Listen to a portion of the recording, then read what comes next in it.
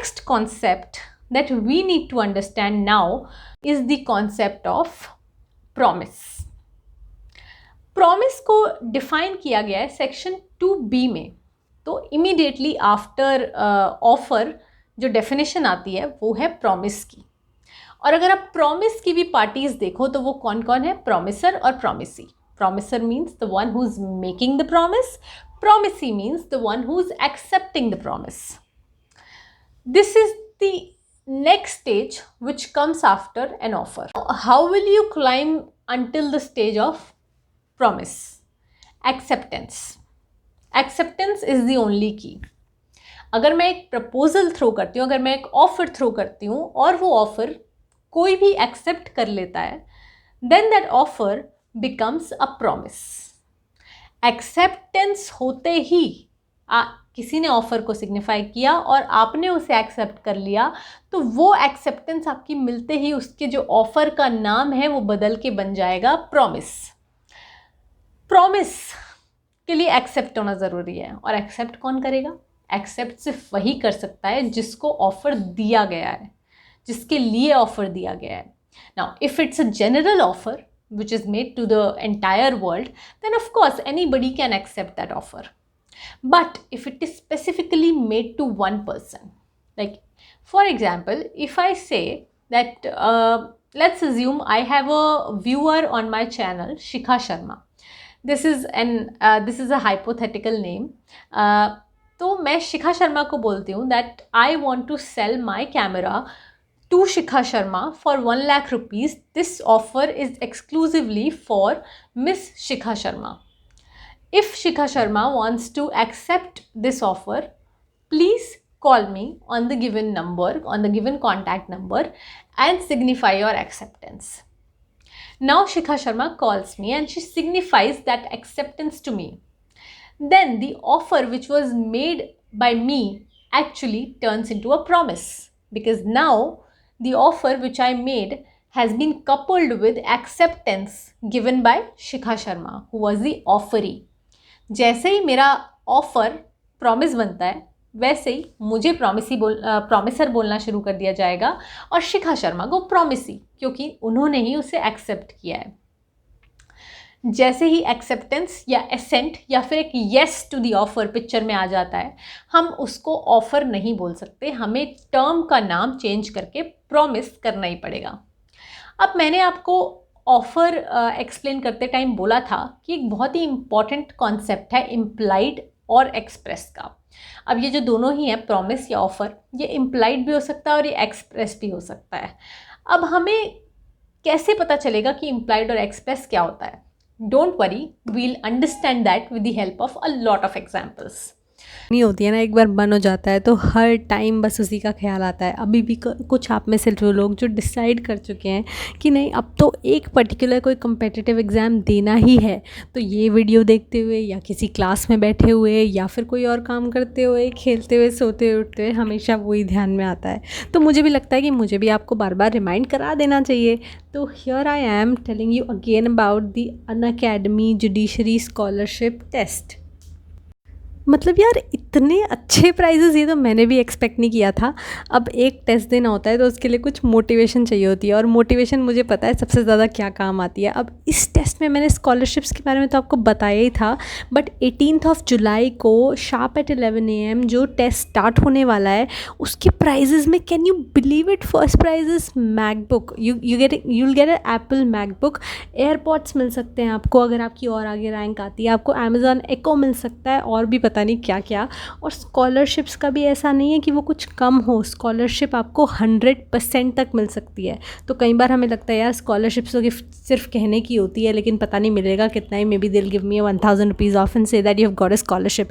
But यहाँ तो scholarship भी मिलेगी और वीलॉगिश का कोड यूज़ करोगे तो 10% ऑफ भी मिलेगा.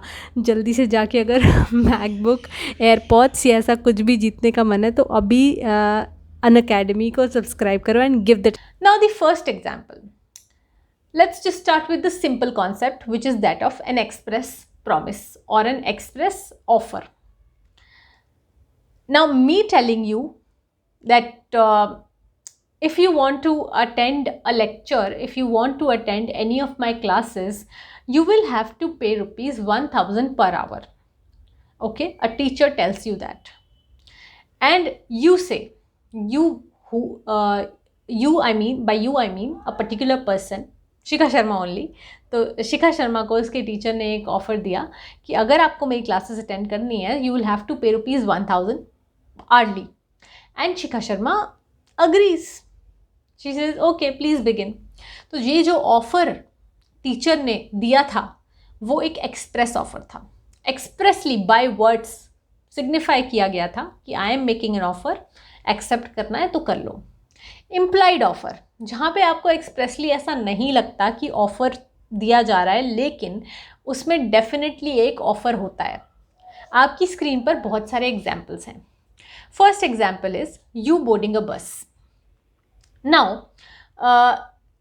एक बस रूट नंबर आता है और बस रूट नंबर पे लिखा होता है that it is going from your home, for example any place you stay, it is going from there to the university that you study in.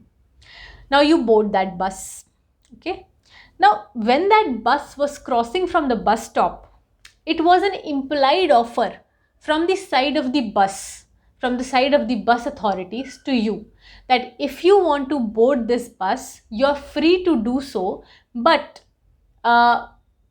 considering the fact that you buy a ticket to travel before that.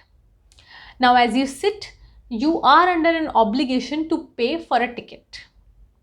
तो ये आपको बस authorities की तरफ से एक implied offer था. अगर आपने बोर्ड करके एक्सेप्ट कर लिया तो वो एक इम्प्लाइड प्रॉमिस बन जाएगा. Second thing, you go to a multipurpose store, you go to Reliance Fresh to buy groceries. A lot of groceries are kept there. You want to buy a lot of things, so you look at all those things, you see that price tags have been placed on all of those things. Now you pick up 3-4 things. You pick up vegetables, you pick up milk, bread, eggs, and some chocolates. Now when you're picking up, you're seeing that price tags have been placed on those goods. अब जब price tag लगे हैं, इसका मतलब उन्होंने आपको एक general offer दिया है, टू द वर्ल्ड उन्होंने एक ऑफ़र दिया है, एक कंटिन्यूइंग ऑफ़र दिया है कि जिसको भी ये बाय करना है वो इन सब प्राइजेस पे कर सकता है. जब आप उसे पिक कर रहे हो, that means you are accepting that offer and you are making that offer turn into a promise. Now Reliance Fresh becomes a promisor and you become a promisee.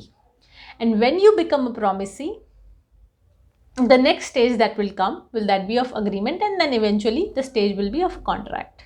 तो इस तरह से कुछ implied offers और implied promises दिए जाते हैं. Buffet payment, buffet का भी एग्जाम्पल है यहाँ पे, जिसमें कि पोस्ट पेमेंट सिस्टम हो कि आप एक बुफे में जाते हो, आपको पता है कि आपको इसके बाद इस बुफे का price ₹1000 for a meal for 1 person है. आप वहाँ पे अच्छे से डिनर कर लेते हो. Now, when you are having your food, when you are having the dinner, when you're consuming the eatables present in that buffet, that means you're accepting the offer of the restaurant which has organized that buffet. You're accepting that the offer of that restaurant to eat and then pay later for it in consideration. अब अगर बार बार consideration word सुन के थोड़ा सा perplex हो रहे हो तो डरो मत. कंसिडरेशन के सारे इंपॉर्टेंट कॉन्सेप्ट समझाते हुए एक डेडिकेटेड वीडियो आपको डेफिनेटली मिलेगा बहुत जल्दी. अब अगर प्रॉमिस की भी बात देखें तो मैंने उसके लिए भी यहाँ पे कीवर्ड्स अच्छे से सिग्निफाई करे हैं. उन कीवर्ड्स को डेफिनेटली नोट कर लो. एक प्रपोजल तो होना ही चाहिए प्रॉमिस तक पहुँचने के लिए, यानी कि ऑफ़र तो होना ही चाहिए, सिग्निफाइड होना चाहिए, ऑफ़र को कम्युनिकेट हो जाना चाहिए किसी दूसरे तक या फिर बहुत सारे लोगों तक. और उस ऑफ़र की कम्युनिकेट होने के बाद किसी भी पार्टी का, जिस पार्टी को वो ऑफ़र दिया गया है, उसका एक्सेप्टेंस आ जाना चाहिए. अगर it has been made to the entire world तो वहाँ से किसी का भी एक्सेप्टेंस आ जाना चाहिए.